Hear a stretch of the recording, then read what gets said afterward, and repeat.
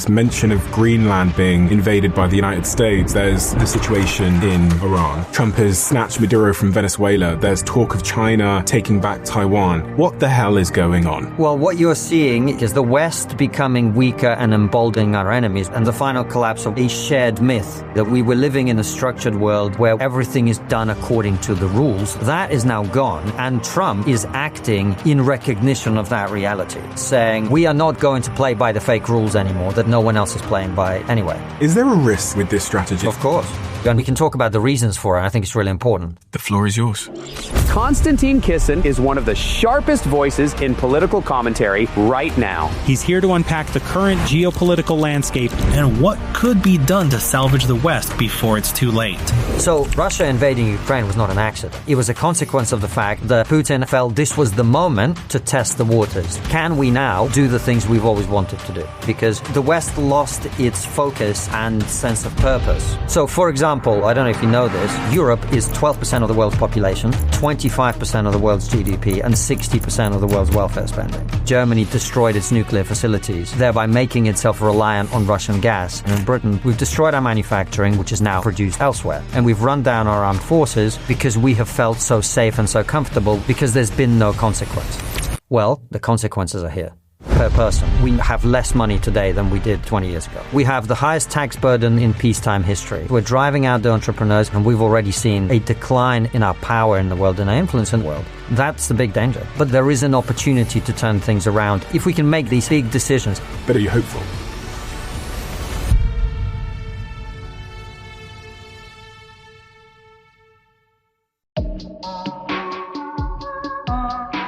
Konstantin, there is so much going on in the world right now that it is incredibly confusing to somebody like me who doesn't spend a lot of time thinking about geopolitics or the bigger picture. I'm very, very heads down, as I imagine a lot of people in my audience are. We kind of get on with our lives, but every time we look up at the news, there's Trump has snatched Maduro from Venezuela. There's the war with Russia and Ukraine. There's something going on with Iran. There's mention of Greenland being invaded by the United States. There's talk of China taking back Taiwan. I wanted to speak to you today to understand your perspective on the bigger picture here. What the hell is going on? Well, what you're seeing is the final collapse of what people described as the post-World War II order, which then became the post-Soviet collapse order. So if you think about 1945, World War II finishes and the Cold War begins. So you go from World War II to two big major players in the world competing for dominance. And that lasts until 1991 when the Soviet Union collapses, at which point you get the unipolar world in which there's only one hegemony, only one country that's really setting the terms of what's happening in the world.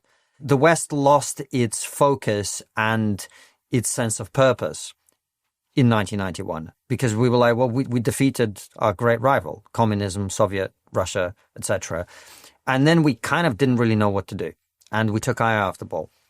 And what's happening now is that entire framework that we have had since World War II is disintegrating very rapidly. This is why, you know, in light of recent events and the Maduro situation, you hear a lot of people talk about international law.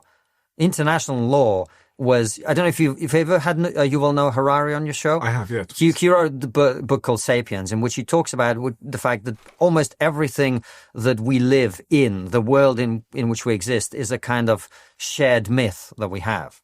And laws and money and all these things, they're agreements that we have between us to make things real that are not real. Money isn't real. That piece of paper has no value in your pocket, really, outside of the fact that other people have got together and agreed that it's money, right? Well, international law really was that, but even weaker than that, because if you think about what a law is something that has to be backed by not only the consent of the people who are involved, but also, ultimately, it's about the use of force, the legitimate use of force. Now, for international law, there's never been anything that could enforce that law other than the most powerful country in the world, right?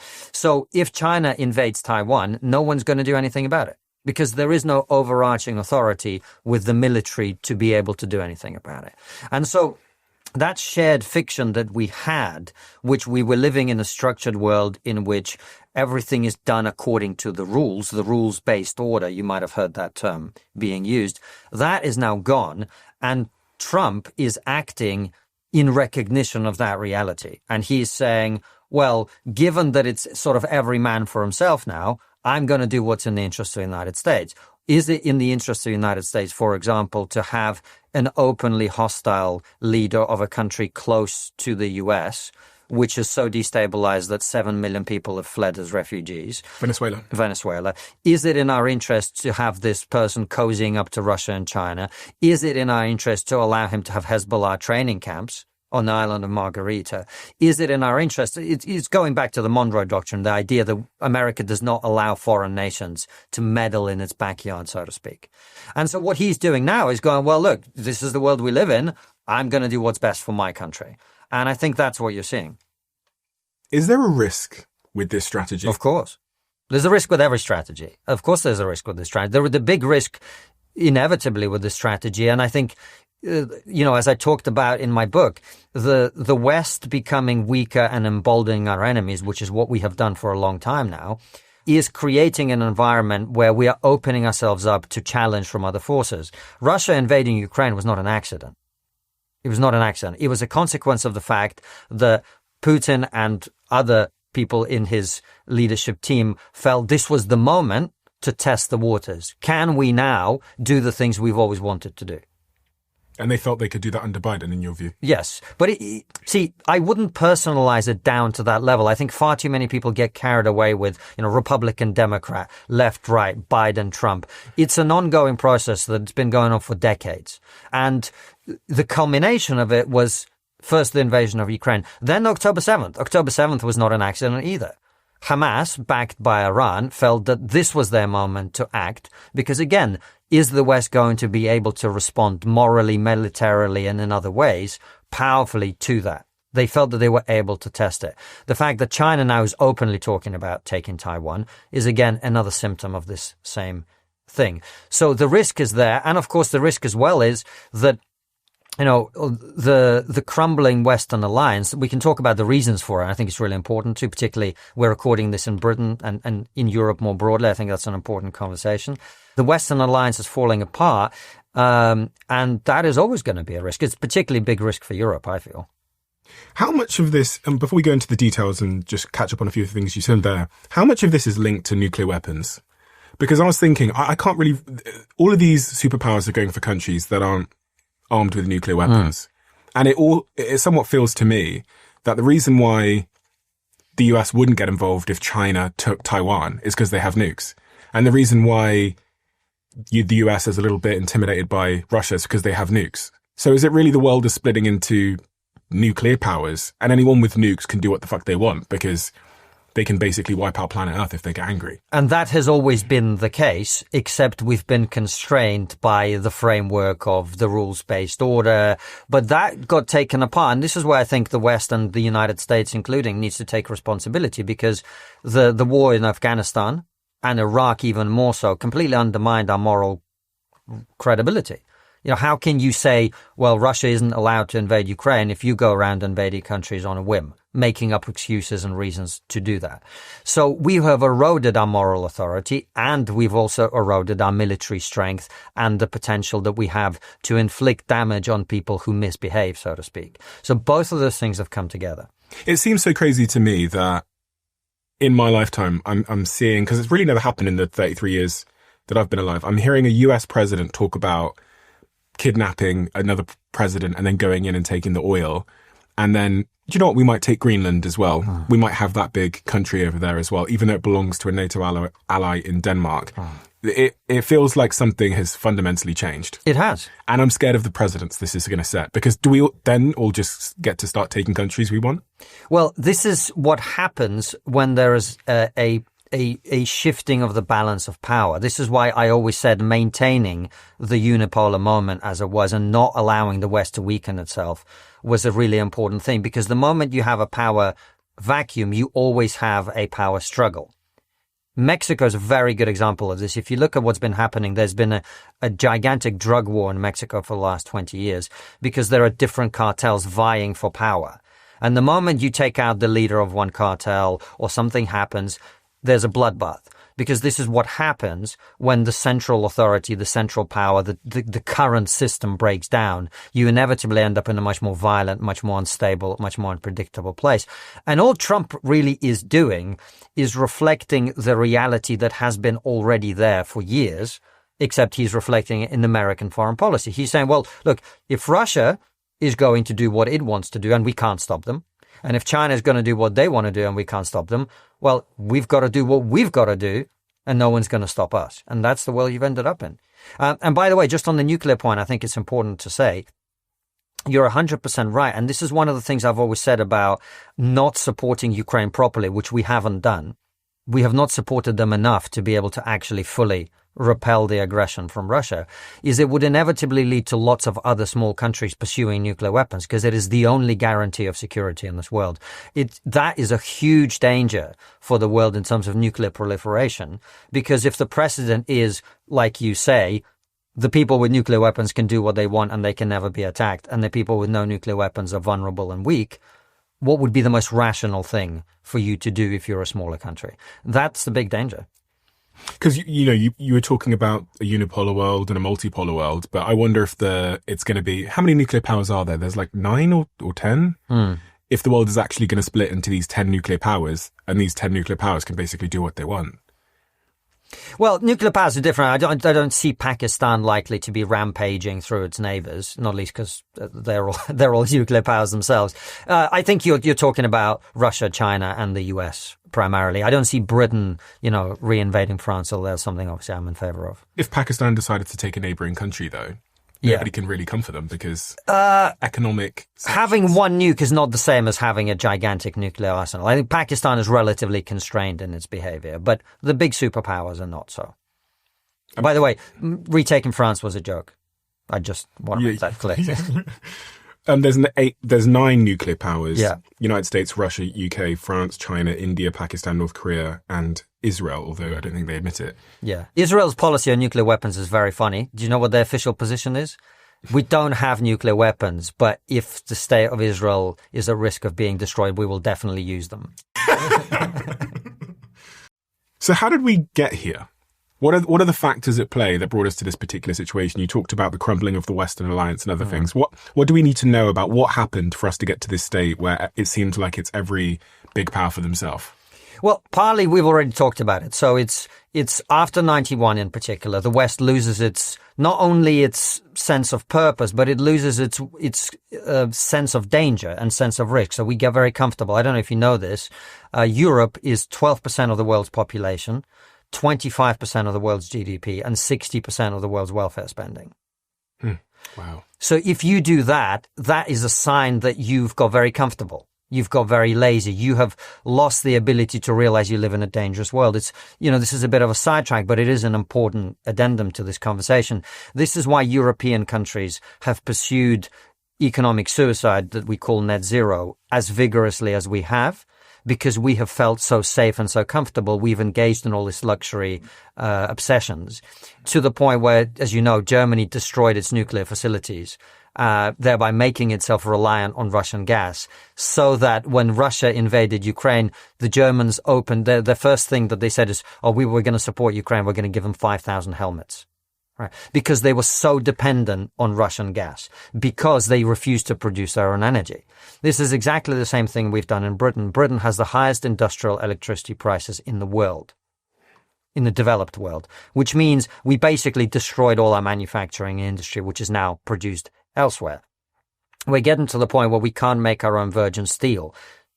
Steel is kind of important if you want to have a military, etc., etc., etc. So in Europe in particular, this has happened because we've just felt so safe and so comfortable and also so rudderless that we've been able to engage in all these loony ideas because there's been no consequence. Well, the consequences are here. Where does Britain and Europe sit in the sort of rankings of importance in the world and power? It's plummeting. I mean, look at the Trump's 12-day war in Iran. destroying Iran's nuclear facilities. No one even asked the British what we thought about it anymore. And that's not because, a lot of people like to say, the Americans, they hate the British. Americans love Britain. As you know, you live in America now. You have a British accent. I'm sure people come up to you all the time and talk to you about their connections with our country, the shared history, all of that stuff. The problem is we have made ourselves irrelevant because everything that Trump is looking at is strength, right? Is Britain strong now in the world? No. Is Europe strong now in the world? No. And so if you're not strong, you will not be taken seriously. And unfortunately, because of what our leaders have done over successive, and it's left, right, every political party that we have that's been in power, they have overseen a decline in our status in the world, in our power in the world, in our influence in the world, to the point now where the Americans are looking at Europe and they're going, why would we be allied with people who are not useful to us? An alliance is kind of like a marriage. Both people have to bring something to the table. What do we bring to the table from an American perspective? This is a fairly new thing, isn't it? Because I remember growing up, I'd repeatedly hear the Prime Minister of the UK talking about how he had spoken to his US counterpart and they had made a decision. And then even with the Venezuela situation, I think Keir Starmer came out the next day and said, I had no idea this was happening. Of course. But why would you consult with people who don't matter? Why don't we matter? We don't matter because we have nothing to bring to the table. We don't, despite the extremely high level of professionalism, our technological superiority, the courage of our soldiers and our sailors and our airmen, despite the immense military tradition Britain has, we have cut, our debt interest repayments annually are 1.5 times, heading towards being twice our defense budget. We spent more on paying off the debt, the national debt, every year than we spend on defense. How did the UK get here? Well, our debt to GDP is over 100%. We keep borrowing money. We talked about the disproportionate amount of welfare spending and social spending and so on. We got here by forgetting that we live in the real world and engaging in lots of luxury beliefs about what we ought to do.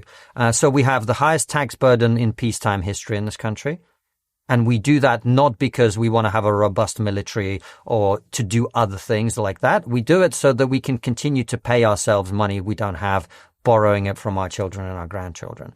And this is the case across Europe, really. America also has a high level of debt, but they have a growing economy, unlike ours. Britain's GDP per capita is lower today than it was in 2006.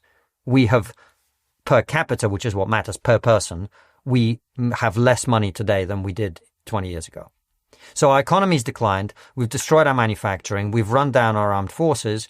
And also, look, President Trump, I think is fair to say, is quite sensitive about what people say about him. We have a government now that very imprudently and unwisely spent the time they were in opposition shitting on him on a daily basis. David Lammy, who's our foreign secretary, if you take some of his comments about President Trump, they were just deeply irresponsible. Whatever you think about the rights and wrongs of what he said, someone who has the potential to be this country's foreign secretary in charge of our relationship with the United States cannot be so imprudent as to make those kinds of comments.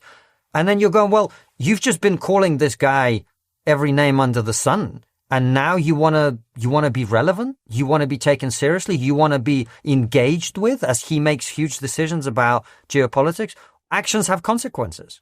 And the actions we have been taking have produced the consequences that we've got. Now, look, I am not all doom and gloom about it. If we change our strategy and if we change our behavior, we can change the end product of that. We can do that, but that's going to require a massive readjustment.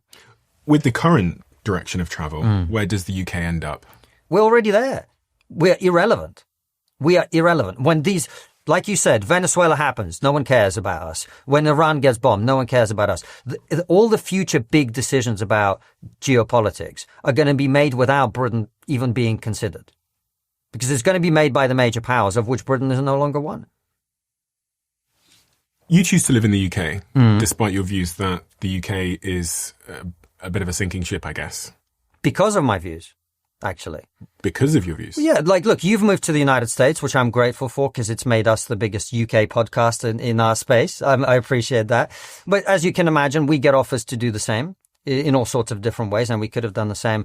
I love this country. I'm very grateful to it, and I feel to stay and fight for it and to articulate my views and try and persuade people to my point of view so that we can have a British Renaissance, so that we can have a British recovery is my duty for as long as I can do that. And if at some point, I feel it's completely futile, which I do not. So you're hopeful? I'm not despondent to the point of giving up is where I am. Are you hopeful? No. But I'm also not at the point where I feel it's futile. I think there is an opportunity to turn things around if everything comes together, and we're very fortunate. And that's what I'm hopefully trying to contribute to. Through history, when companies pursue the strategy that the UK is currently pursuing, where does it end up economically? Well, Stephen, you're the business guy. You tell me. No, but I don't have the greatest view of history, and so I'm wondering if there's, because in the UK, I was born 33 years ago in Botswana, and I moved to the UK when I was young. And I've always known the UK to be important and consequential. And the economy to be, much better than where I'm from in Botswana. So it's almost inconceivable for a British person of my age to think that the UK could ever not be that. Yes. Because it's always been, in my lifetime. Yes. Anyway. But that is in many ways, and I'm not pinning the blame on you, obviously, but that is in many ways how we got here, because what we thought collectively was, well, look, no matter what we do, we're always going to be Great Britain. We're going to have a great economy. We're going to have a strong military. We're going to have this. We're going to have influence in the world. And then we started doing lots of stupid shit. And that's how we've ended up in the place that we've ended up. So this country has every potential to be great. The people are incredible. The level of education, the scientific and technological advances that this country has produced, the cultural. Look at the greatest bands in human history. Like half of them are British. Comedians, stand-up comedy is not a British invention. It was actually invented in America. But look at some of the greatest comedians in human history. Again, lots and lots of British people. So culturally, scientifically, technologically, economically, we have the potential. We have to have the correct leadership and the right strategy. And those two things have been lacking for a long time. That's how we've ended up here. Can we turn it around? It's going to be very, very, very difficult. But we've got to try. Why would these issues impact us on a individual level? So I'm thinking about the average person listening now, whether they are in the United States or here in Britain. This stuff happens kind of up above us and we get on with our lives. But what are the symptoms we'll begin to see through this multipolar world or the fall of Britain? You're already poorer today than you were 20 years ago, per capita. In the UK? In the UK. Yeah.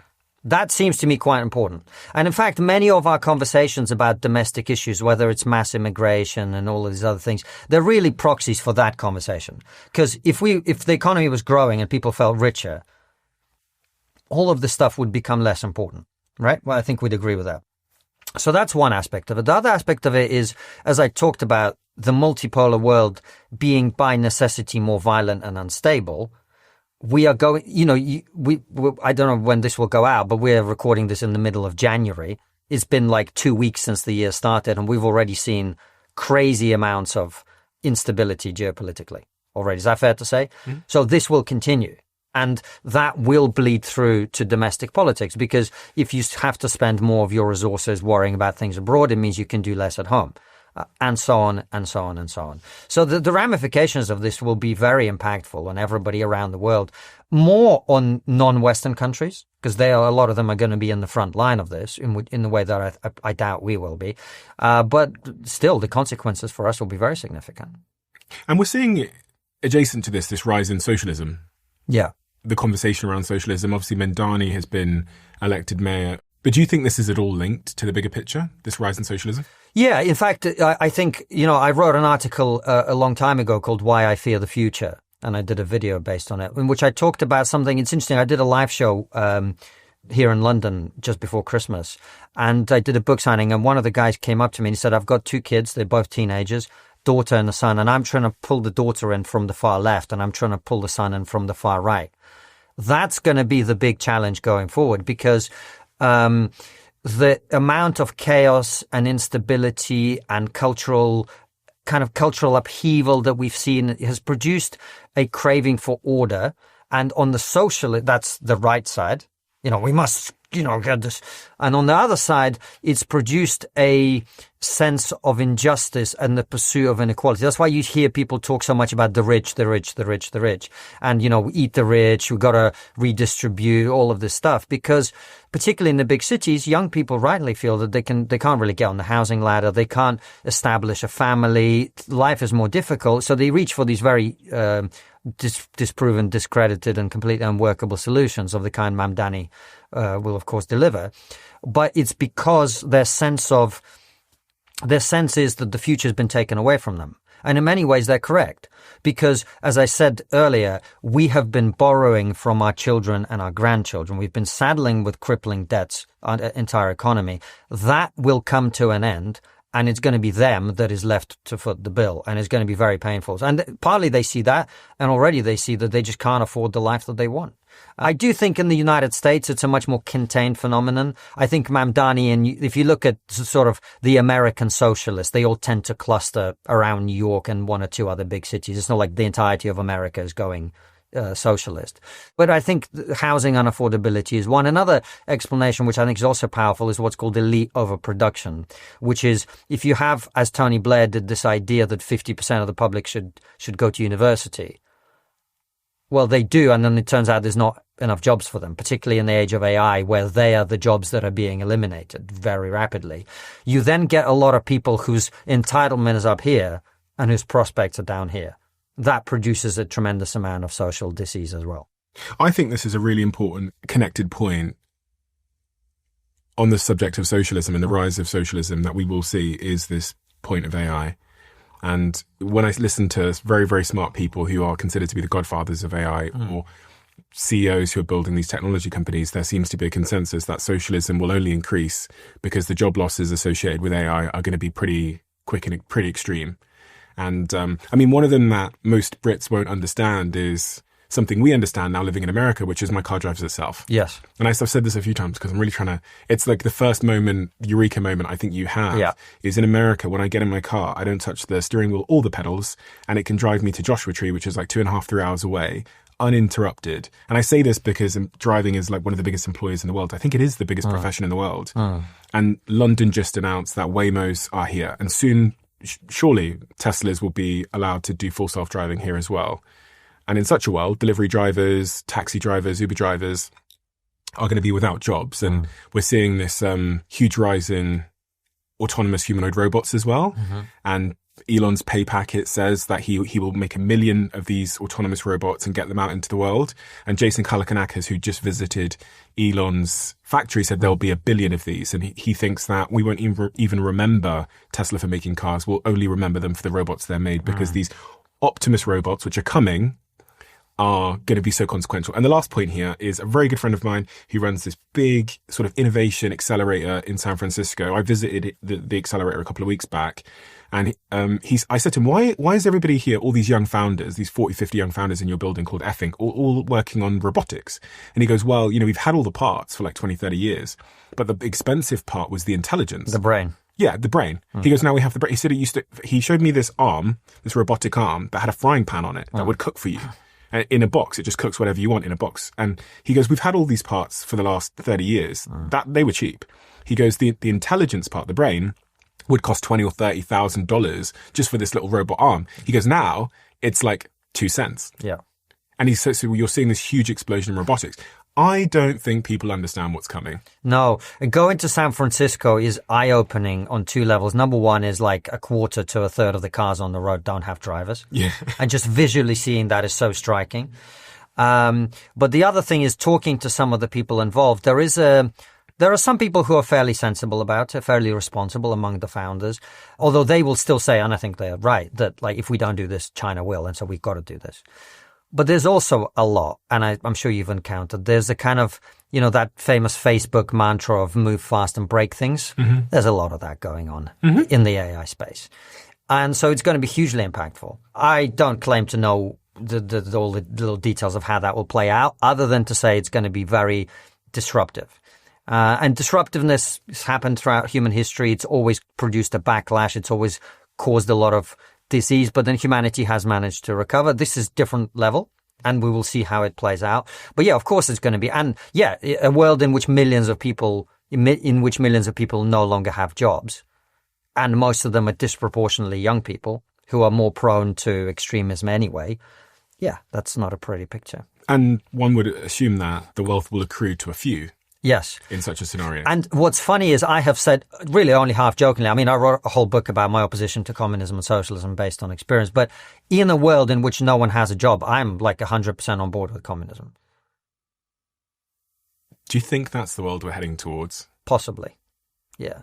But it makes sense. I mean, like, if you think about it from the perspective of 50 people in the world have all the money in the world and everyone else has no job, I think a little bit of wealth redistribution is going to be unavoidable in that situation. And it can either happen voluntarily or it's going to happen at the end of bayonets. That's the choice. When you say communism would be the only choice in such a scenario, what does that mean? It means everybody gets paid for existing. Right? Well, I mean, what else is there? You're going to create fake jobs for people? That's not going to work. Right. So if all the wealth in the world is going to be created by robots, a world in which the products of their labor, it only accrues to 50 people who had the idea or did the work 20 years ago, that's not going to sustain itself. And so it would be very, very unwise of those people to attempt to hold on to all that wealth. It would not end well for them, in my opinion. On a personal level, this disruption is going to happen in your lifetime. Yeah.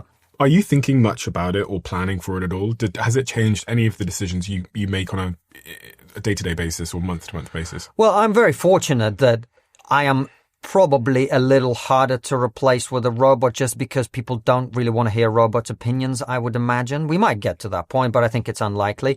So on my own level, I'm probably, the timescale I'm working to in the next 10 years, I imagine I'll get to myself to a point where I'm going to be reasonably comfortable no matter what happens. For my children... That was us cutting forward 10 years. And Yeah. It's just totally... Me just unemployed, long... Mate, I can't believe what happened. For my children, it's a very different conversation. So a lot of people are like, well, what should I teach my children? And people are, oh yeah, this should be a plumber.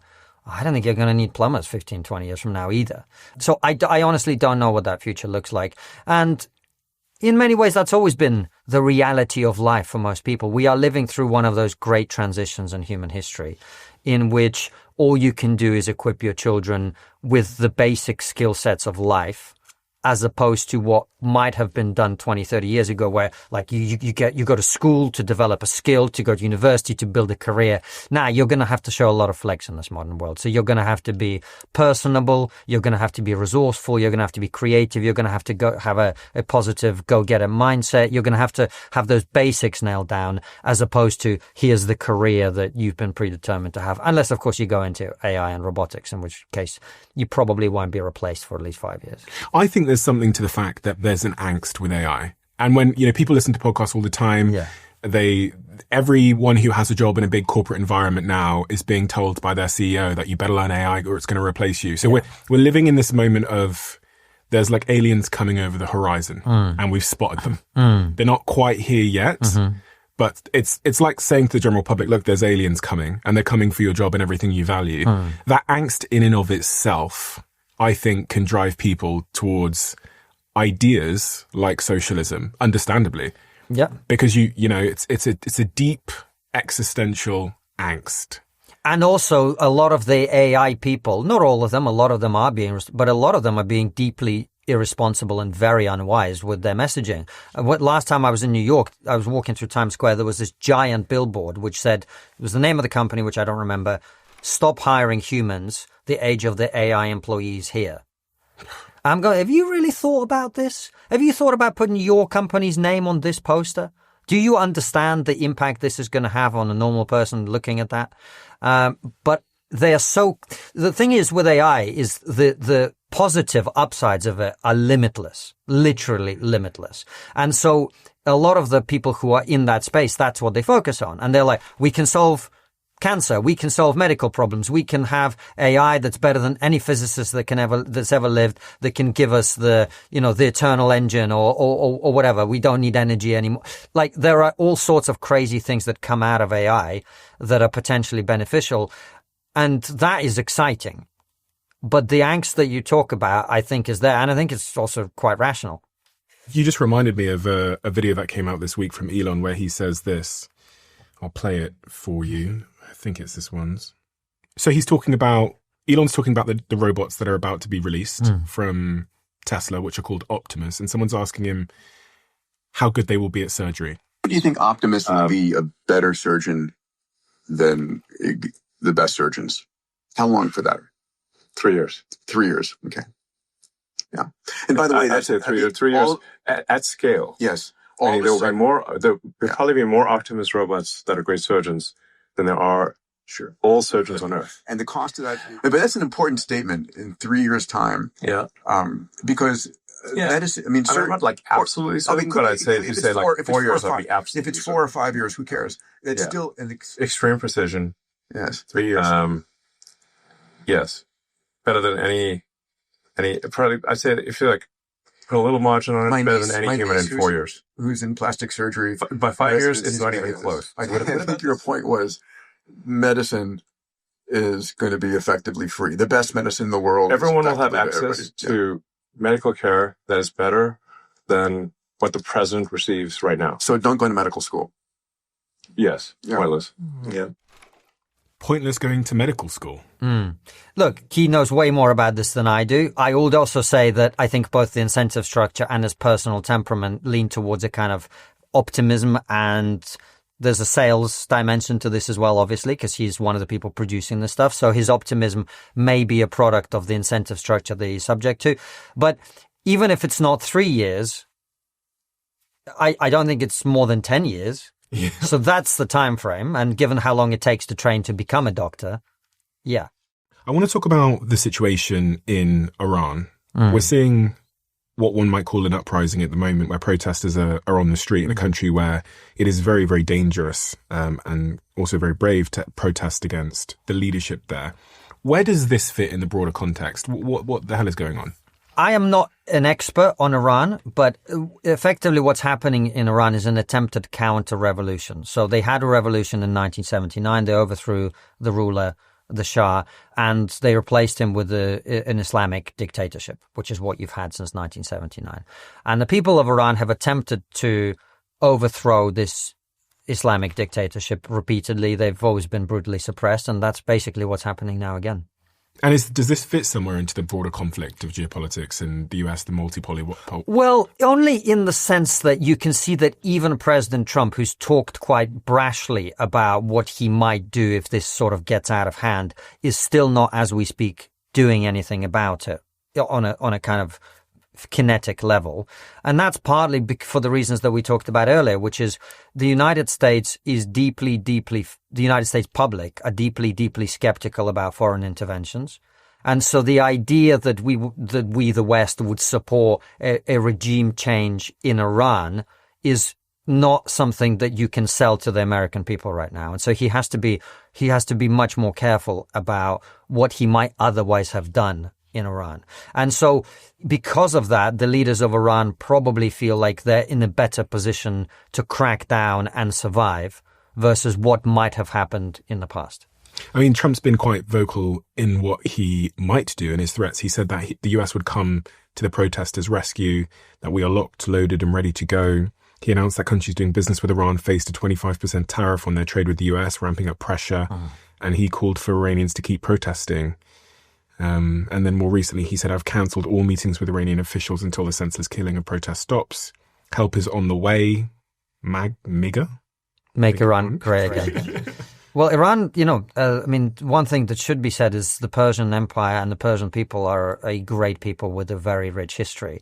And what's interesting is in attempting to I don't know if you've ever seen pictures from Tehran from before 1979. It's like women walking around in miniskirts and all the rest of it.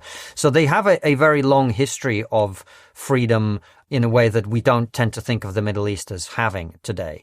And that's an example of how it's perhaps different from other parts of the Middle East. But you can see the reluctance to actually do anything about it, because the question is, well, let's say you do remove the current leadership. Let's say you bring back the son of the former Shah, Reza Pahlavi. He oversees a transition to some kind of democratic thing. Who is there protecting that process from being disrupted by the remnants of the old regime. Who's going to do that? Is there American boots on the ground? Because there's literally zero appetite for that in America. That's the challenge that I think he faces, which is probably why he hasn't done anything. And how do you think the story plays out? No idea, mate. No idea. I have no idea what's going to happen here. I fear, unfortunately, that what the regime will do, I'm not saying this is what will happen, but my fear is, and it's one of the reasons that I sympathize so deeply with the Iranian people that are rising up against their oppression, but I am wary of encouraging them unless we are willing to back them fully. This is exactly in the way that what happened with Ukraine. There was a lot of rah, rah, rah, and there was not nearly enough support to actually help them defend their country. My fear is there will be a lot of rah, rah, rah. We support the Ukrainian people. We stand with them, blah, blah, blah, blah, blah. But ultimately, the regime will kill more of them, and it will kill enough of them for this to go away. That's my worry. Well, I hope the world does come to the support of the Iranians. I really do. Me too. Because for all the reasons you've said, beautiful country, beautiful people, and it's horrific to see what's going on. There's varying estimates. It's unfortunately we don't have accurate numbers because the internet is down, and it's always hard to get accurate numbers in this situation. But I've heard estimates ranging from 2,000 to 18,000 people being killed, and it's inconceivable, I think, for Westerners like us to understand what it is to live in an environment like that. Which is why they're protesting as courageously as they are. I just hope that the geopolitical realities allow us to support them in the way that we keep saying we would. Do you see what I'm saying? Yeah, of course, yeah. And this is my big worry. We have done a lot of this. We stand with you, we support you, and then when push comes to shove, the realities of the thing come into play, and suddenly we're a lot more careful about it. Trump seems to walk the walk more so than others. Absolutely. And he seems to, it's funny because I think it was Biden that said to China that if they took back Taiwan, he would get involved. Trump didn't say that. He's I was looking at some quotes from Trump, and it seems like he's basically like, well, if they take Taiwan back, I ain't going to get involved. But in other instances where he warns countries that he'll bomb them or take action, like Venezuela or like Iran with the nuclear weapon situation, he does seem to follow through. And Marco Rubio and Hegseth were saying the other day in the interview I was watching that, listen, when is the world going to learn? If Trump says something, he's going to do it. And, him saying that we will come to your rescue. Well, hopefully they come through on that, but also hopefully they have a plan for what happens after that. Yeah. And this is the mistake we've obviously made in a number of countries: Libya, Iraq, Afghanistan, Syria, which is now basically headed by a jihadi. Yeah. Right. Where we go, oh yeah, we've got to remove this terrible guy. And yeah, this terrible guy, and we're right to remove him. But then what do you end up with afterwards? So if they do help the Iranian people, which I hope they have the plans to do, then I hope they have a plan for what happens after that and how you get Iran to a position where the people of Iran get to choose their own leaders, and those leaders stay in power. And those leaders are the sorts of people that you might want to see in charge, because, this happened in Egypt. They have the Arab Spring, they overthrow the evil dictator, and what do? They elect the Muslim Brotherhood. And then the people go, no, we need the military back, etc. So these are not easy problems to solve, which is why people are being careful about it. So I hope they have a plan and a solution for what comes after, if they in fact act. And Trump's also talking about taking Greenland, which is the first time I heard him say that, I thought he was joking. Yeah. I thought this is just a funny Trump, when he was talking about taking Canada. Yeah. He was calling it the great state of Canada. I thought this was him just joking. Yeah. But in more recent times, in the last week, I heard him say in an interview, we're going to do it the easy way or the hard way, or words to that effect. What's going on? Well, we talked about it. They're trying to protect their sphere of influence in North America and South America, and they want to have the military bases there that they want to have there. They want to have the resources and access to that. Are we returning to empires? We never left them, but this is the great thing that we've been living in the dream world. We've been pretending these things haven't been going on the entire time. They have. The world's always been like this. There was a brief moment after World War II when it wasn't like this, because we were fighting the Soviet Union. And the Soviet Union, the battle in the Cold War was very similar. There was proxy wars all over the place between those two great powers, right? Now there's two different great powers and a third smaller power in Russia. And India is rising as well, who are all trying to make their moves.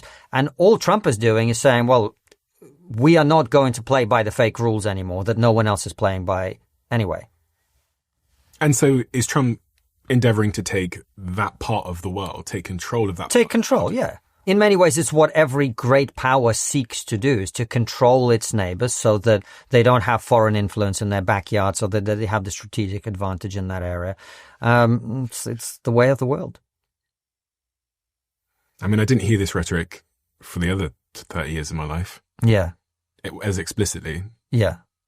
And when you say multipolar, what are the poles? Well, it's the US and China. Yeah. Are the two. Russia wants to claim it's a third one. And then you will see the rise of India, I think, over time as well. India's a lot more sensible about these things, about the way that they're developing. And is the multipolar world a good thing or a bad thing, or is it just indifferent? For whom? For, let's do people living in Europe. I think it's likely to be a very bad thing for people living in Europe. Because we become less powerful, less wealthy, less relevant, for the reasons we've already discussed. We could change it if we wanted to. How? We could abandon our suicidal economic policy. So we could have economic growth again, which would increase our share of GDP. We would make our people more prosperous. It would help to quell domestic unease, part of which has been created by mass immigration. People care about that more because they're poorer, right? If we were growing, then everybody's a little bit happier. It's like you move to LA, the sunshine is nice, everybody's a little bit happier. When you're getting richer, everybody's a little bit happier. So that's one of them. The second one is you've got to recognize that the huge waves of immigration we have had have brought some positives. They've also brought a tremendous amount of cultural instability. People feel like their country is changing. They never voted for it. In fact, they repeatedly voted against it. So you have to arrest the sense that our country is ceasing to be one place, and instead we're becoming different communities, right? The this community, the that community. Instead, we've got to go to a place where we're all British, or we're all American, or we're all French, or whatever it is. We've got to integrate fully the people who have already arrived. And to do that, you have to make sure you don't continue to have the same scale of inflows that we've had. You have to deal with illegal immigration. You have to stop that from happening, because that really affects how people feel about sense of fairness and a commitment and loyalty to their country. One of the reasons, if you talk to young people, they'll say they're disillusioned, they won't fight for their country, etc., is they feel like, well, their country doesn't care about them. It's bringing in people that it's paying to have a house and so all the rest of it, while they can't get on the property ladder. So you've got to deal with immigration as a whole package. Then you have to rebuild your military. You have to rebuild your military capacity. And then you have to understand the new world in which we live and really pick a team and say, which alliances are we going to nurture? In my opinion, the best thing Britain could do is to nurture the alliance with the United States, to make itself relevant within that alliance in the ways that I've already talked about, and then join forces with the US and recognize that we have very similar interests in a lot of things. And if we were prepared to act like it, then we'd be in a much better place. And also, you've got to have more kids. A lot more kids. Why? If you look at, forget about the moral kind of sensibilities and politically correct stuff about it, the more people you have, the more powerful you are. Compared to all other things being equal, right? A country with more people is more powerful than a country with fewer people, just if everything else is the same. But more importantly, we're in the demographic death spiral. And this is one of the reasons we have had mass immigration. Politicians won't tell you the honest truth of it. But the real reason is they keep bringing in hundreds of thousands of people is if they don't, we will see the reality, which is that we're getting poorer all the time. But if they bring in a mass of people from outside, they can say that the economy is growing. Not because it's growing on a per capita basis, but because you've simply added more people to the population. And if this seems abstract, think about it like this. Let's say you have a family, you, your girlfriend, and you've got 2 kids, right? And your total household income is £100,000 a year, let's say, for the 4 of you. Now, let's say you bring in your in-laws. They live in the same house, right? They don't earn anything. Let's say they earn 10 grand a year each. So now your household income is 120,000. So you've got richer, haven't you? No, you've now got 6 people to spread that money over, and now you're per person a lot poorer. That's what British and European leaders have done, so that they could pretend that we're not getting poorer all the time. That's why they've done it. This is what they say. We need people to come and do the jobs. That's what they mean. They mean we need to bring in more people so we can tell you the economy's grown by 0.3% while you've been getting poorer. So you've got to address the economic side of this as well, of the demographic thing. And the third thing, actually, is societies with lots of kids are just much more dynamic than societies without them. You know, you get very stale when you've got too many older people. You need that young energy, that young blood. You need young people. You need children around. And then they will, of course, be the next generation that drive things forward. So, you know, we've got to have loads more kids. New Year always has a strange energy to it because people start talking about their goals, fresh starts, and new habits. But the reality is that most people carry the same ideas they had last year into the new year. I'm guilty of that too. And they still don't end up doing anything with them. And I get why. Starting something new, especially if it's a business or a project, is overwhelming. Before you start, you're looking for the perfect moment and to be the perfect version of yourself, when really what matters most is taking that first step. If you had an idea for a while, a product, a store, something you've been sitting on, our sponsor Shopify makes it easy to get started because you can build your store, sell on socials, take payments, use AI tools, and manage everything all in one place. So if 2026 is the year you finally back yourself, go to shopify.co.uk/Bartlett and start selling. And you can sign up for a $1 per month trial right now too. Just go to shopify.co.uk/Bartlett. I promise you, you don't need to have it all figured out. You just need to start.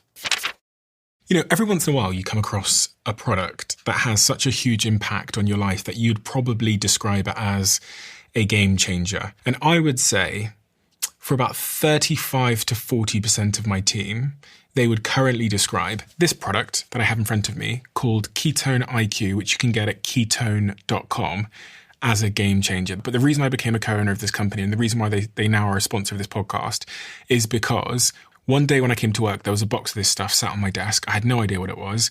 Lily in my team says that this company have been in touch. So I went upstairs, tried it, and quite frankly, the rest is history. In terms of my focus, my energy levels, how I feel, how I work, how productive I am, game changer. So if you want to give it a try, visit ketone.com/Stephen for 30% off. You'll also get a free gift with your second shipment. And now you can find Ketone IQ at Target stores across the United States, where your first shot is completely free of charge. And what do you think of Keir Starmer and the way he's leading the UK? It's very tempting always. We come back to the Biden-Trump left-right thing to put the blame on one specific person. I don't think he's doing a good job for the reasons that I told you. We've got the highest tax burden in peacetime history, so he's driving business through the floor. I know that you and I have never spoken about this, but I bet you could name 50 people off the top of your head who've left the UK to go to other places, who run businesses. You're nodding, right, for people listening. Yeah. Well, why is that happening? Because the business climate here is not good. Mm-hmm. The taxes here are very high. And also the quality of life here has declined. And generally, you know, I think maybe the first point you said about climate, there's a pessimism. Yes. Why is that? Why is that? It's self-fulfilling. Yes. It's like a self-fulfilling pessimism where founders who are in my portfolio that I've invested in will come to me and say, hi, you know, we've just sold 10% of the business for 20 million. Yeah. And then the next sentence will be their escape plan. Mm-hmm. And that didn't used to happen even 10 years ago. And that's because of government policy. That's the only way that this happens, right? Because if the government, A, keeps taxing you up to your eyeballs, and B, keeps telling you that you are evil, which is what it does, right? If you're rich in Britain, you are evil. That's the algorithm we have. And we treat successful people, we immediately assume that they're privileged people. My pet theory is that this goes back to the landed gentry. The idea that in this country, if you were rich, there was a time when that was almost certainly because your dad was rich, or at least people thought that. And so this sense that if someone is successful economically, financially, it's probably because they've benefited from some sort of ill-gotten privilege. It permeates everything. In America, people don't feel that way. They go, you've been successful because you've worked really hard and you've had a great idea. I'd love to learn from you. I'd love to be more like you. In Britain, we go, you've been successful. we got to tax you. So if the government keeps taxing you and then telling you you're a bad person while you pay the overwhelming share of the taxes in the country, it's not a great place to be. If I come home tonight and my wife says, yeah, you earn all the money, but you're a dick and I don't like you and blah, blah, blah, blah, blah, blah. After a while, you sort of go, well, if this isn't working, I'll go somewhere where I'm wanted. Do you know what I mean? Mm-hmm. And I think that's what's happening to a lot of the most driven, the most talented, the most successful, the most creative people. And so we're driving out the business. We're driving out the entrepreneurs. Then on the industrial side of it, we talked about it before. Net zero basically means that any energy intensive business is completely unviable in Britain. And I'm sure you've seen this with AI and lots of other things. You go to where you can do your business. Then on top of that, you add regulation, particularly in Europe, which restricts your ability to do things again. So there's this, and it doesn't have to be like that. It wasn't like that in the 90s in this country, right? There was a positive go-getter business climate. And you can do that again. You just have to have a leader who is willing to do that. And Starmer is the opposite of that. And part of the reason is that they simply can't do anything about the fact that we are spending huge amounts of money keeping lots and lots of people trapped in welfare in many ways against their interest, and actually in some ways I would argue even against their will. Because, and I've made this point before, if you said you're a very driven person, I'm a very driven person, but when I was in my early 20s, if you'd said to me, you don't need to work, I know you're feeling a bit depressed, as I was in my early 20s. I wasn't sure where I was doing with life. You're a bit depressed. You're a bit anxious. I remember going to apply for a job and just sweating buckets because I was so anxious, right? Well, you've got anxiety. You've got depression. You can't work. We'll give you 20 grand a year and you can just, we'll write you off and you just sit at home and play on the PlayStation, smoke weed. I would have taken that. Most people would have taken that. And that's the position we have put a lot of our young people in. We just write them off, we give them benefits, and we forget about them. And that welfare bill has become, unsustainable, but it's also uncuttable. The Labour government tried to cut it. They tried to reform welfare, and their own backbenchers revolted, and they caved. And they said, no, we're not going to reform welfare, we're going to tax the rich, because the rich, don't pay enough tax. When, in the reality, I think, you maybe look this up, the top 10% of taxpayers in this country pay, I think, more than half of all the tax. Probably significantly more than half of all the tax. But look it up. I think the top 1% pay 33% of all the tax. Fact check me on this. Okay, so the top 10% of taxpayers pay 60% of all income tax. Yeah. And also, what's the other one? The capital gains as well. If you look up capital gains, it's basically the same. So if you put those two together, which is basically what we pay on earning, the top 10% pay 60% of it. So what happens when you chase out those people, which is what we're doing? What happens to your tax base? You get less and less tax. That means you have to tax the people who haven't left yet more and more in order to pay people who are net consumers of tax revenues. According to HM Revenue and Customs data, in the UK, the top 1% pay 30% of all income. I said 33, so 30, yeah. Yeah. So what happens when you say that 1% are evil and they must pay more? 1% pay 30% of all the tax. It's funny. I'm quite a torn person on this subject because I represent kind of two sides of this argument. The first side of the argument, I just have this sort of visceral memory of being sat at my desk in Moss Side with these like bailiff letters on my right, the smashed up laptop on my left, knowing that I had no way of eating that day and thinking, do you know what I need to do? There's this thing called Job Seekers Allowance. And I was like messing with do I join it? Cause like right now I'm like scavenging for pound coins to see if I can buy some Chinese from Yeongda takeaway. And I printed off the forms. And the forms were there in front of me on the desk to apply for Job Seekers Allowance when I was maybe 18 years old, roughly that age, 18, 19 years old. And because I got so close, I have this huge amount of empathy for people that get to that point. And then on the other side, because I'm now in a different world and I'm around entrepreneurs so much who are so frequently telling me their escape plan from the UK that I feel the need to let the normal person that's listening to this podcast that maybe doesn't have the access to entrepreneurs or the inside conversations that I have with entrepreneurs know that when people come on the show and tell you that rich people will leave, it is my experience that rich people leave. And because there is an ongoing argument. No, they won't leave. And there are people pointing at different things. No, they leave. They leave. I mean, we just saw Revolut, which is one of the most successful companies emerge from the UK in recent times. It's probably going to be worth 100 billion. The founder left. Yeah. I think it's Dubai or somewhere he's gone to. And people say, well, Britain can't compete with a zero tax environment. We don't need to compete with a zero tax environment. People want to live in Britain still. You just have to stop clobbering them over the head and calling them evil. Right? Yeah. Now, look, I can give you a sob story as well. Like when I was at university, I had to stop university because I couldn't pay for it. I slept on the street, in a park, blah, blah, blah, blah, blah. Empathy for days for people who are in that position. And there are lots of people, by the way, and this is important to say, Stephen, who are not in your position. They're not super talented. They're not predisposed to success. They're not as hardworking and motivated as you for whatever reason. Many people are disabled. Many people have all sorts of other issues. And of course, we've got to help them. But what we have done is trapped now hundreds of thousands, if not millions of people who could be working and have meaning and purpose in their life on welfare. And we're not helping them get off it because it's much easier to give them a payout and forget about them. That's what's happening.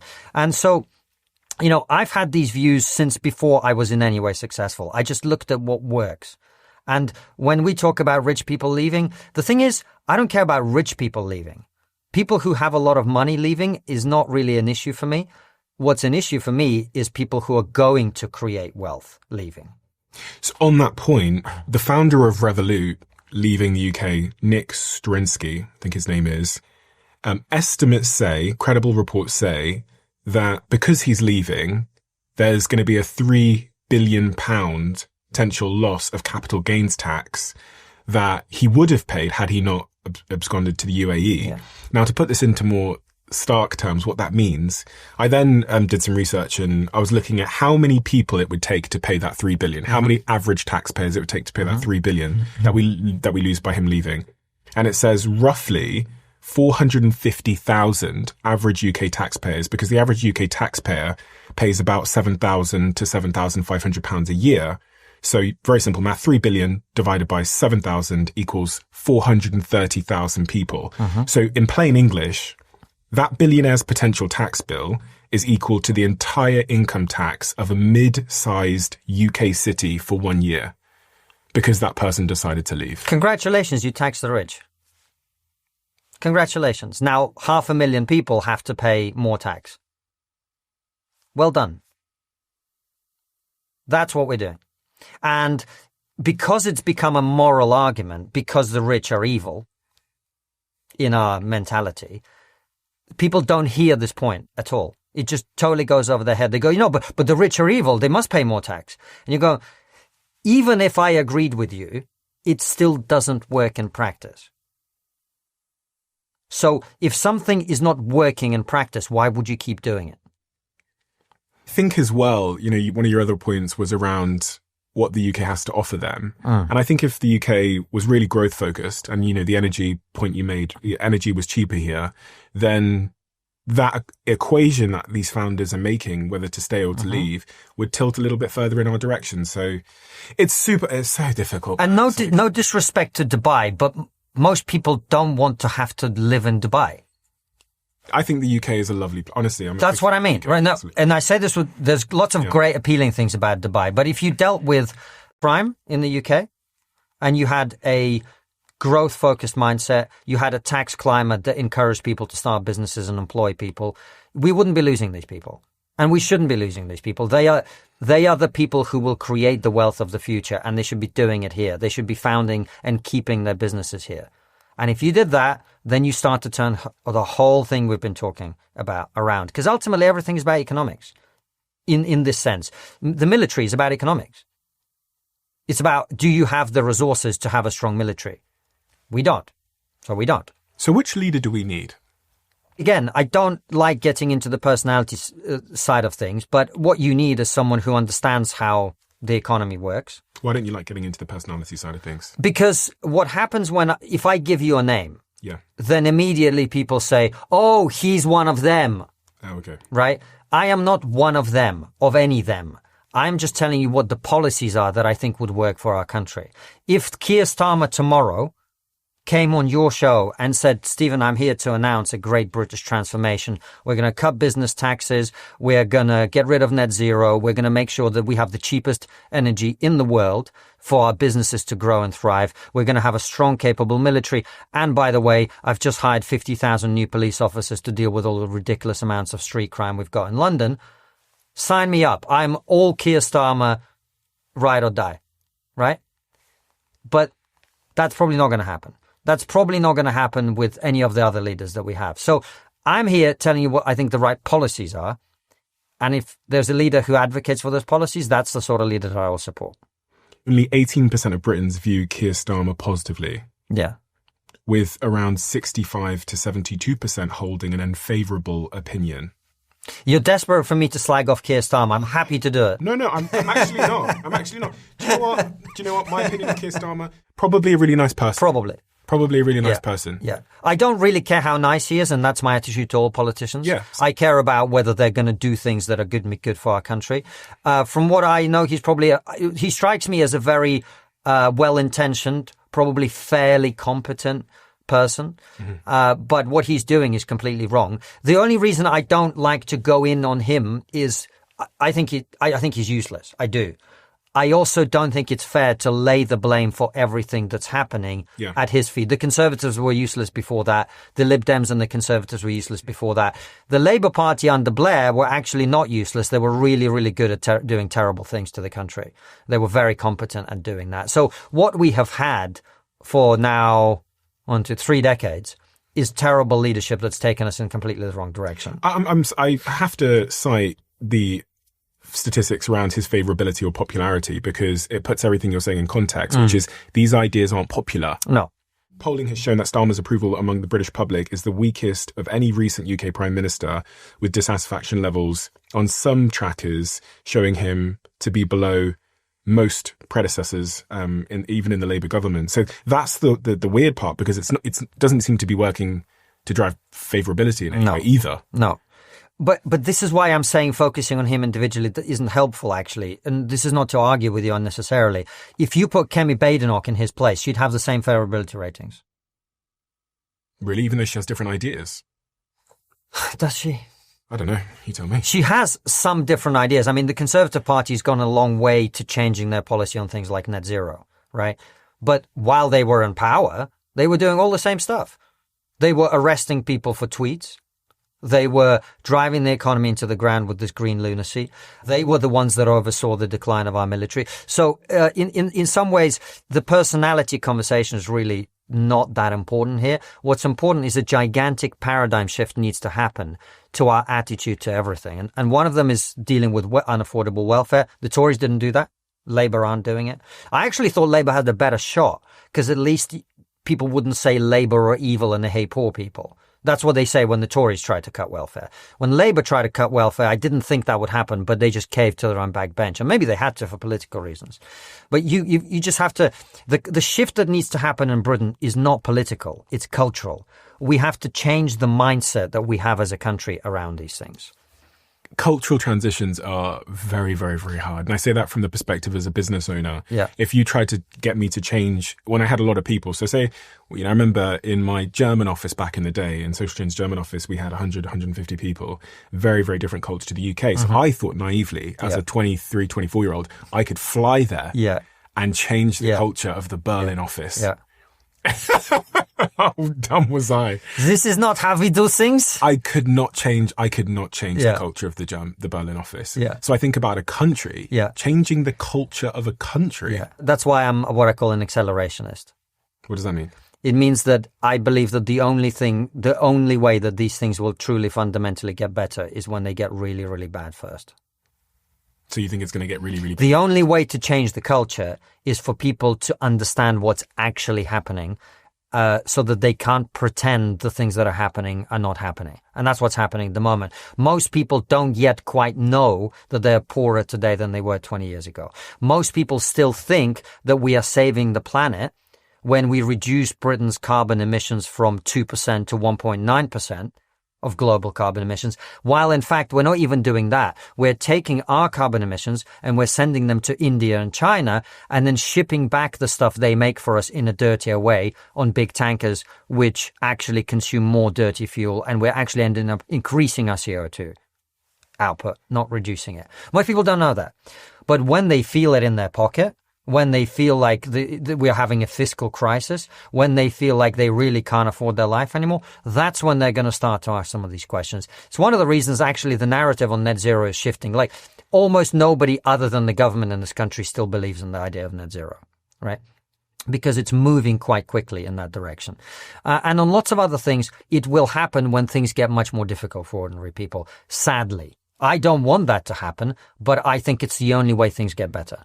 But on the subject of global warming, it's scientific fact that the climate is changing unfavorably. What do you mean by unfavorably?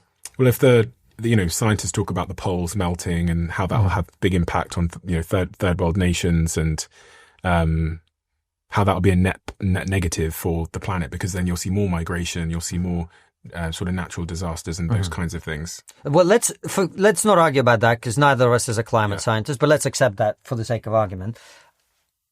How is outsourcing our carbon emissions to other countries while destroying our economy making that better? It's not. It's not, right? Yeah.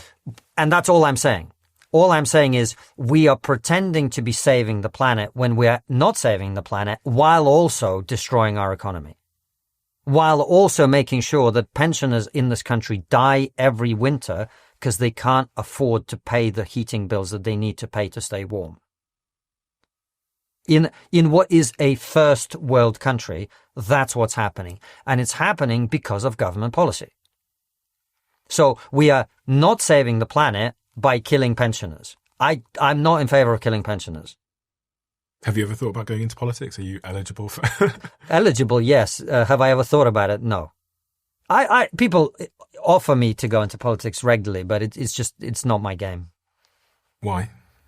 When you talked about your mission, yeah, it seems very aligned with going into politics. I feel I have way more influence doing what I do now.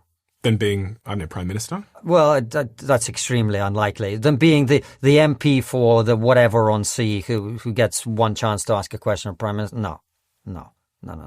I get to speak to way more people and to persuade more people and to articulate ideas in a much more unfiltered sense. And I think that's really important in the modern climate. What happens when you become a politician is you start having to talk the party line, and then you suddenly don't quite follow what you actually believe. Now you have to adjust, and you have to say, well, the party believes this. Well, I'm not interested in speaking for the party. I'm interested for describing things in reality as I see them.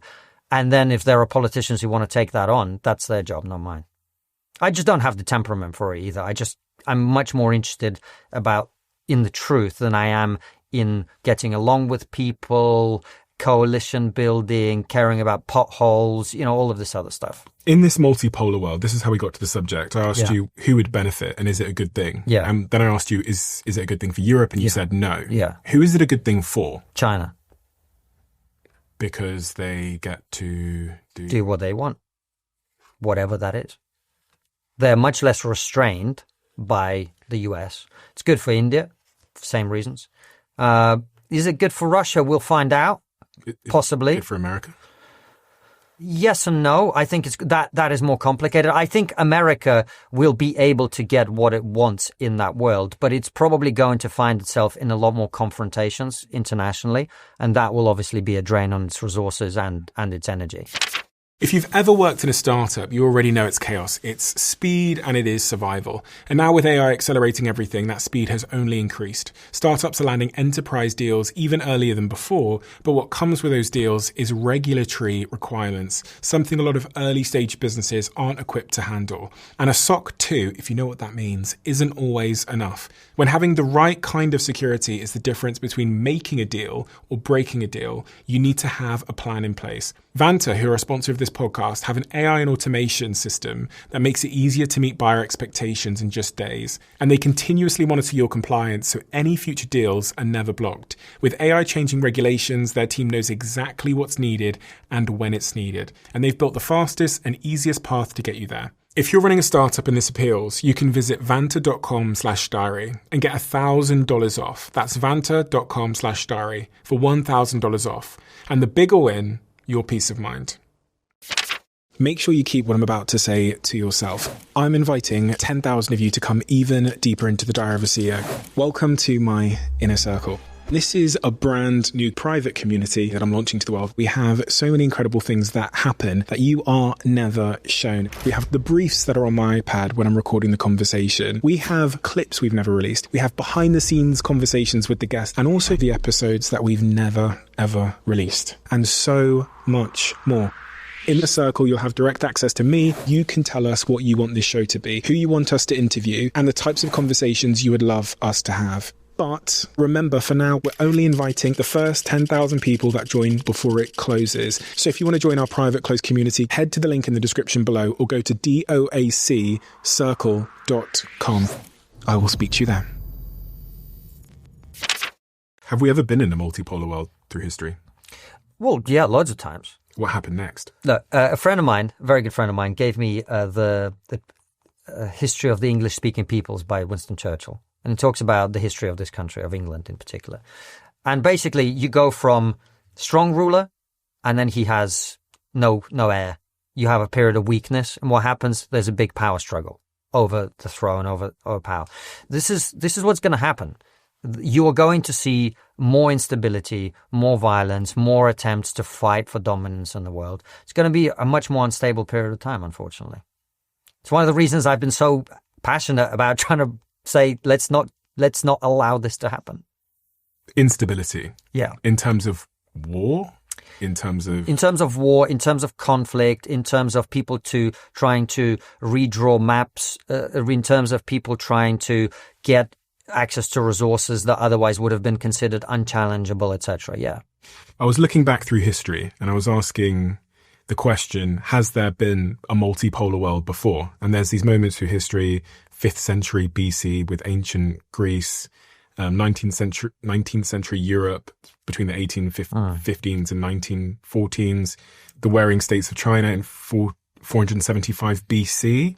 And then my next question was, what happens next?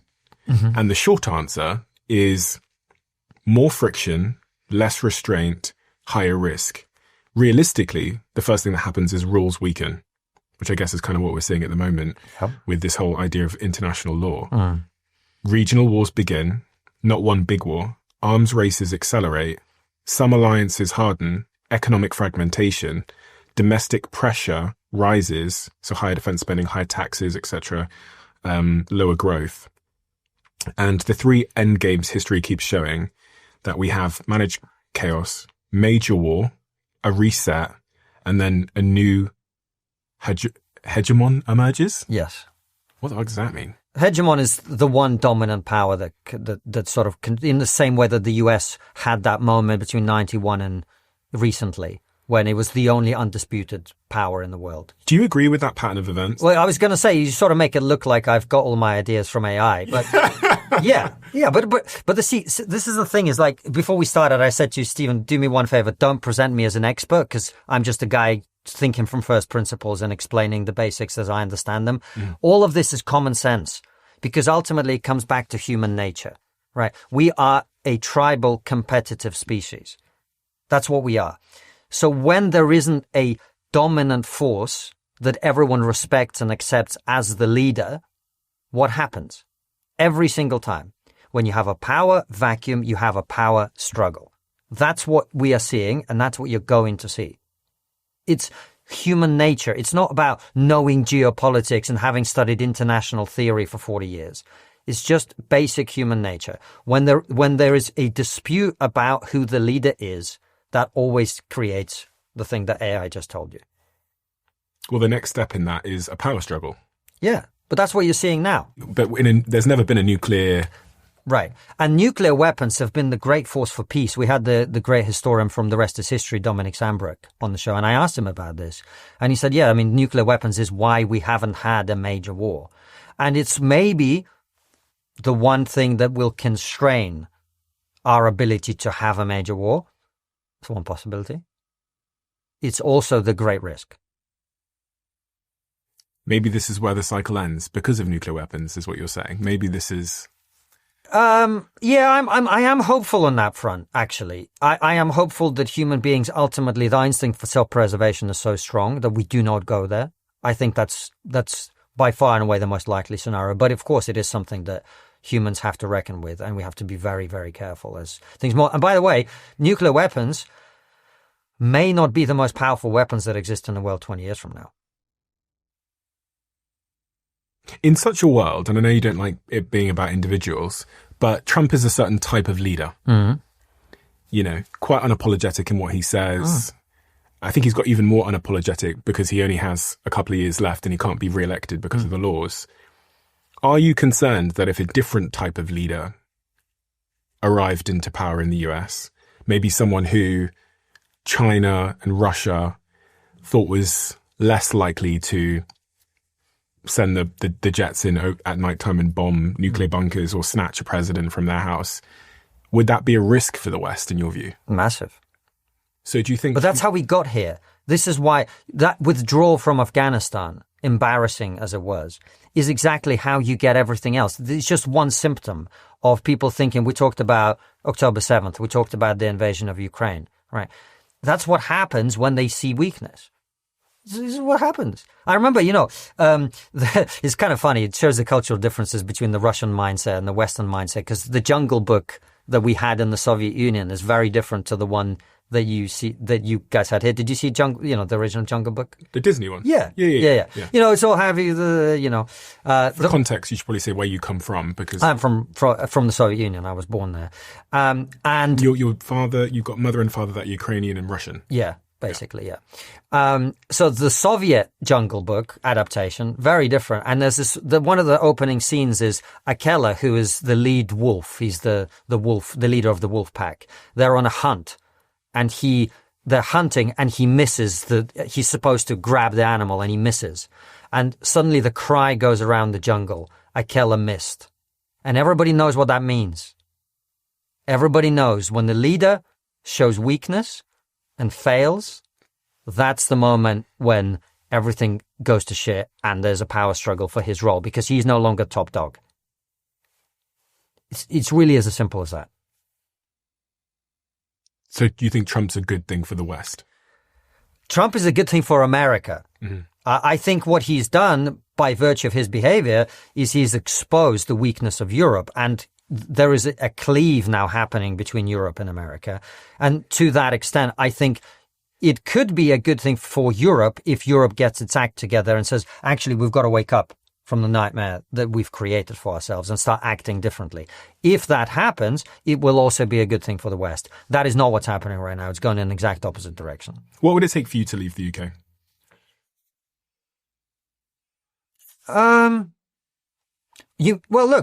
Everybody gets job opportunities and stuff, goes for a year or two somewhere. That could happen in any circumstance. If you mean like for me to say I'm leaving Britain, never coming back, I think it would have to be clear at the next election that Britain is actually going further down the path that we're on. So 2 or 3 years from now, I'd have to conclude that there's no way we're coming back. It's over. And that's happened to great countries and great civilizations in history. If that's what happens, then I don't see why I should doom my children to living here. If we can rescue it and make this sounding like Trump, make Britain great again, but you know what I mean, then I would love to fight for that, and I'd love to have my children be part of that. What is the most important thing that we didn't talk about that we should have talked about? This point I keep coming back to, Stephen, which is we can't live in a world in which we care more about how things make us feel than about the consequences of the actions that we take. So much. This is a Thomas Sowell, and last time you had me on, I mentioned to you what a great writer and thinker Thomas Sowell is. I don't know if you've had a chance to check out any of his work, but I recommend it thoroughly to everyone watching and listening. He talks about the fact that the last several decades have been spent replacing what works with what feels good. That's the one thing we're not talking about. All of the policies you and I have been talking about are all about what makes us feel good, as opposed to what actually works in practice. And our conversation about chasing out entrepreneurs, It's exactly about that. It's exactly what it's about. It's about fulfilling your ideological, emotional needs as opposed to doing things that practically work. If we can make that adjustment and get back to reality, the world's our oyster. An Immigrant's Love Letter to the West. The book that you wrote, it was a smash hit, Sunday Times bestseller. Yeah, unfortunately, it gets more accurate every day, which is really worrying because I was very pessimistic about a lot of the things I said. That is absolutely right. You wrote this book, was it 2022? 2022 it came out. 2022. Yeah. And it appears to be a prediction as the days go on, a prediction that is being validated, unfortunately. I highly recommend everybody reads this book. I'm going to link it below for anyone that hasn't read it. What's unique about you is you do appear to be very wedded to objective truth as you see it versus being ideologically captured by either side. And I've seen you both attack the right at times, and I've also seen you attack the left at times, which is, it's a unique position to be in a world with algorithms that try and push you into a particular echo chamber. I guess on that point, what is it about the right that you take most issue with at the moment? Oh, there's a thing that other people have at a similar time, so I'm not claiming authorship of it, but there's something that I call the woke right, which is essentially an identitarian, resentment, victimhood-based movement on the right, represented by the sort of extreme characters like Nick Fuentes and Candace Owens in the United States. You know, their worldview is that they've been oppressed. You know, the woke narrative was we are oppressed. Well, now they say we've been oppressed, and it's all the fault of various groups, the Jews, the whoever's. So it's a kind of, there's almost, you know, I think it's fair to say that there are elements of it that are just openly fascistic and reminiscent of the Nazis that we saw in the 1930s, ideologically speaking. And the mainstream right has utterly rejected these people, which I think is really reassuring. But there are some people who say, well, actually, no, we need to include them. You know, we shouldn't divide the conservative movement, which I think is a huge mistake for conservatives to make, because their movement and their reputation with normal people will be very, very badly polluted in the eyes of independents and moderate people who actually represent the overwhelming majority of the public. Even in America, which is so divided and so partisan, the normal average person will vote for this party or for that party, depending on what they see. And in Britain, that's even more the case. And so to the extent that the right, so basically, there's a risk of the right repeating the mistakes of the left. What happened on the left? Woke people came along and they said, we are the left. Our crazy woke ideas is actually the left. And the sensible people on the left were terrified of challenging them. And so over time, most people began to associate the left with blue-haired, nose-piercing, you know, Greta Thunberg kind of ideology. And they went, oh, I don't want any of that. Well, on the right, if the right allows its extremist fringe to do the same thing, then lots of people are going to distance themselves from that. So I think the right has a tremendous opportunity to, you know, we've had this great tension. I know you've had Jordan Peterson on your show, and I'm sure he talked about chaos and order. And that relationship is a very fragile thing in society. We have had so much chaos that there is a lot of craving for order now. There's a craving to deal with crime. There's a craving to deal with illegal immigration. There's a craving to deal with cultural disruption that we've had, right? There's a craving for that sense of order to come back. And if the right is reasonable and sensible about addressing those issues, they could be in charge for a very long time and have an opportunity to put some of their views into public policy, which is they haven't had the opportunity to do for a long time.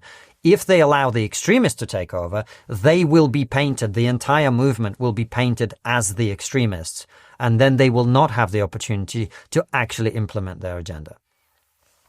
Are you happy? Very. What makes you happy? My family. What about your family makes you happy? Having children is a blessing. It's the best thing ever. I banged on about this to you last time, but it is. Why? Why are children the best thing ever? Yeah. Can't explain it. It's not one of the, like, I can find some words to give you, but it's just one of those things. It's like you don't know it until you have that experience. I could give you some nice sound bites. You know, one of the things I've said in the past is that the future is no longer an abstraction. What does that mean? It means that in the past, I cared about this country or this civilization from a fairly theoretical perspective. Now, the future of this country is one person and maybe other people coming along, right? Little people that I have. They are the future in my mind, right? So I'm much more attached. I'm much more attached to the people who came before me. I have much more understanding of when you have kids, you have a much better understanding of your parents. Because you go, oh, wow. So the reason they did this stupid thing is A, I'm also doing it now for some reason. And also they were really dealing with all the things that I'm now dealing. I've got a job and I've got a relationship and I've got a this and I've got a that. So of course they sometimes behaved in ways that I didn't understand or like or whatever. So you have more empathy for your parents. You also have much, much more concern about where your country is going, your nation is going, your community is going, your immediate environment, because that's where your children live. And then they're just joy. I mean, it's, there's nothing like it. There's really, really nothing like it. It's the most wonderful thing. It's fucking hard. You don't sleep a lot and it's stressful at times, but it's the best. It's absolutely the best. And you've got 2 kids? I've got 1, but maybe more on the way. Oh, okay. Congratulations. Thank you. And what is your primary concern for the world they're coming into? Well, we've talked about all of this, right? There was a primary. I think my primary concern for my kids is that my wife and I do the best job we can in raising them well. And then ultimately they're going to be their own people and they're going to have to deal with the world in front of them in exactly the same way that others before have done. My grandfather, my great-grandfather, he was younger than me now when he was sent to the Eastern Front while he had a baby son at home and he never came back.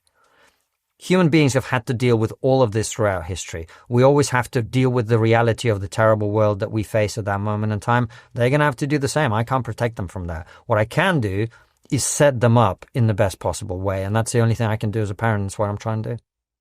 We have a closing tradition where the last guest leaves a question for the next. Yeah. The question that's been left for you is, who was the biggest non-family member influence in your life and how did they make you a better person? Yeah, not fair to boil it down to one, I think. I had a teacher once who basically made me realize that it's very, very important to give people an opportunity to prove themselves. And he did that by giving me an opportunity when I really didn't deserve it. But he gave it to me and I took it. I've also just intellectually, Thomas Sowell, I mentioned him, reading his books is just completely transformational for me and it really helped me think about the world. I think on a kind of personal behavior level, I got a huge opportunity to tour with Jordan Peterson for 3 weeks a couple of years back. And that was completely transformational, seeing him up close, spending time with him, seeing that this is a man who, the way he is in public is exactly the way that he is in private.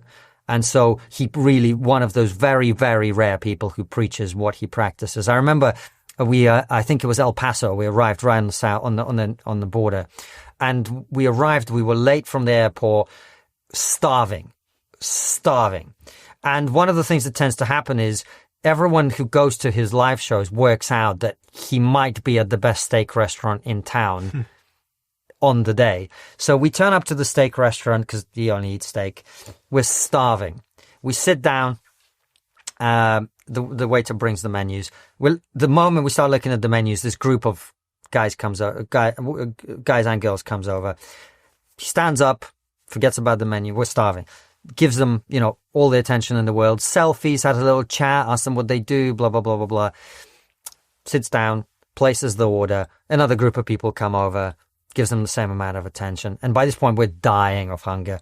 Finally, our steaks arrive. And, they do in America, they say, please check that it's been cooked properly. So he cuts off a piece, he puts it on a fork. And as he's about to place it in his mouth, a group of literally 20 people shows up saying, Dr. Peterson, I'm so sorry. He puts the fork down, stands up, and gives them all the exact same amount of attention that he'd given the previous people. And just in everyone that he interacted with, that's what I saw. A guy who talks about living in a certain way actually practices it.